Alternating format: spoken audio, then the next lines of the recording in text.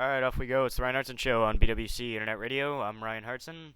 Just a quick segment, Sweet 16, halfway through. Had some games last night, and I feel it is my duty and obligation to tell all 8 of you exactly what went on in the tournament last night. In case, you didn't actually, check ESPN or anything like normal people do, because I know I wait for YouTube for all my good sports talk information. Anyway. So, I'll just go through. There were 4 games last night. I am on the wrong page of my computer.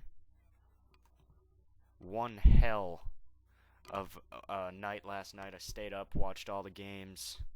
Jesus Christ, go to the right day. There we go.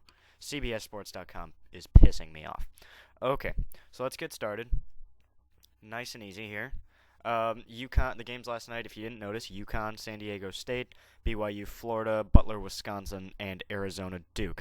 We'll start with the shocker of the night.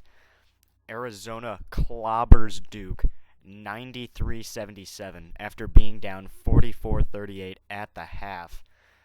Duke just kind of ran out of gas in this one, and you could say, quite literally, Arizona ran Duke out of the gym. It was an absolute embarrassment the way Arizona came out in the second half and just put the Dukies to shame, dropping 55 on them in the second half. It was unbelievable. Just an absolutely phenomenal game by Arizona. Derek Williams, big pro prospect for Arizona, drops 32 points along with 13 rebounds. He's an unbelievable player. I don't think anyone was really paying attention, but he should be the number 1 pick in the draft, in my opinion, over a Kyrie Irving. And I think Kyrie Irving is going to be a phenomenal, or at least a really good pro. But I think Derek Williams is just made of cut from a better cloth. And I think he's going to be an elite player in the NBA. He's unbelievable. And I mean, it was like Blake Griffin was playing for the University of Arizona last night. It was phenomenal. Arizona drops 93 on Duke. Duke is now, I believe, 1-3 all time when they give up 90 or more points. So, which I guess makes sense because you're not scoring 90 points in college basketball very often. So it would make sense that Duke has a losing record in the tournament with that. But, I mean, Duke just kind of ran out of gas, and then they gave up. Coach K pulls the seniors at the end, and this destroyed a lot of people's brackets. I'm sure a lot of us had Duke, at least in the national title game, or at least in the Final Four. I think that's what I was thinking, especially when Kyrie Irving came back. I thought he was going to just be that next thing that Duke really needed. And it just turns out that Arizona just had the better of them. And the bottom line is, you have 3 NBA prospects in this game. You have Kyrie Irving, Nolan Smith, and Derek Williams. And it turns out that Derek Williams is, an unbelievable pro prospect. He just puts the team on his back and just goes out and gets it done, dunking all over the place. And Arizona just blows them out again, 93-77, your final. All right, let's move on to the slugfest of the evening, if you will. Butler takes out Wisconsin 61-54 in a low-scoring, slow-moving game. Wisconsin only 24 points in the first half. Did not play well at all in this game, really, and they were keeping it close for a while. Butler gets it done. Butler looked like they were going to blow them out, and they almost let Wisconsin back in it late. Butler able to hold on for the win. Butler is really good. I mean, this year, unlike last year, I really don't consider them an underdog team. I just think they're a pretty good team. And, they were in the national title game last year, and mid-major or not, if you played in the national title game last year, you are going to get cred for that.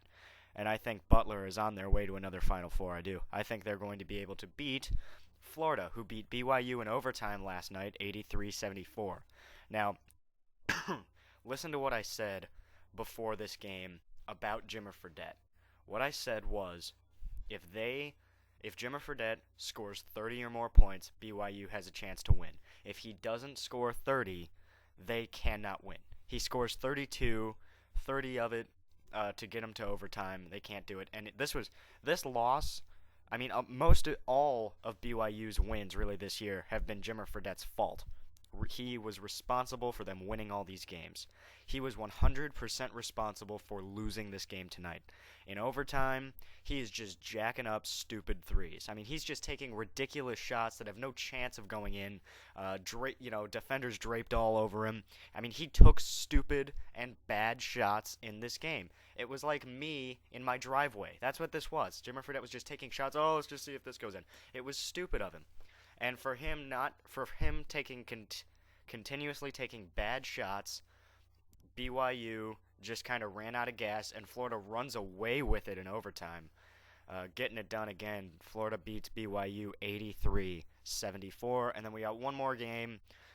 This game was really good, close, back and forth the entire game. UConn beating San Diego State 74-67, and UConn is really good. Kemba Walker drops 36 last night. He's just an elite scorer. He's gonna be a pretty good pro. But this is like the worst NBA draft class we've had in like a ton of years. I think Kemba Walker is a really good player, but he's probably not he's probably not going to be a great player at the next level just because he's a tad undersized, and this entire draft class is terrible. Kemba Walker, Derek Williams, Kyrie Irving are at the top of it. Really, they'd be in the middle of the first round in your average NBA draft, especially last year's NBA draft wasn't quite as good either. But John Wall made all the difference, and now he's a pretty good player on a god-awful Washington Wizards team. But that's for another day. As UConn just kind of, they had a hard time. San Diego State gave them trouble. They made their run to tie it at 65 at one point, and then Kemba Walker, after he took a charge, and then he outscored San Diego State by himself, 16-14 the rest of the way. I mean, that's what the elite players in college basketball do. Give me the ball, let's go. And he just goes and he gets it done, and that's how it rolls. So UConn again gets it done, 74-67. They move on to the Elite Eight to play Arizona, and that's going to be a hell of an Elite Eight game. Arizona UConn. Looking forward to that. Derek Williams versus Kemba Walker. Two NBA players going on.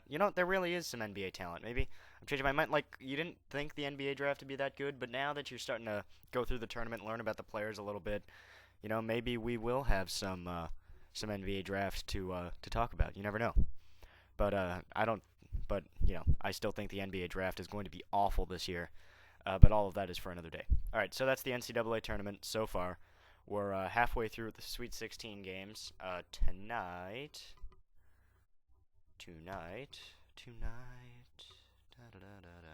Okay. Tonight you got Marquette, North Carolina, Kentucky, Ohio State, Richmond, and Kansas, which is interesting for no other reason than I would love to see Richmond. Actually, I wouldn't, because I have Kansas winning the national title on my JMF PSP bracket. But Richmond beating Kansas would just be hilarious, because Kansas would be like, yeah, Northern Iowa, and now Richmond. Like, how much worse can this get? Their bracket that they're in, the Southwest bracket, is just tailor-made for them to win it. Like, Kansas, I mean, you got Richmond, VCU, and Florida State left in your bracket, and you're not going to be able to get out of it? Come on now. So Kansas better be able to get this done, because if they lose to Richmond or they lose to VCU in the next round, it would be embarrassing. Especially VCU, considering I hadn't heard of them before Selection Sunday this year. That would just be an embarrassment. Anyway, Kentucky, Ohio State, the other games. VCU, Florida State are the other games there. This night is going to be awesome, because Kentucky has a real shot at Ohio State. Marquette has a real shot at North Carolina. Richmond has a real shot at Kansas. And VCU, Florida State, it's a 10-11 matchup, really. Flip a coin. 3 double-digit seeded teams playing in the Southwest bracket. Who saw that coming? So there you go. That's our Sweet 16 so far. Hopefully JMF PSP tomorrow, if Tim will cooperate. We'll get to that. It's been a lot of fun, as always. It's the Ryan Hartson Show on BWC Internet Radio.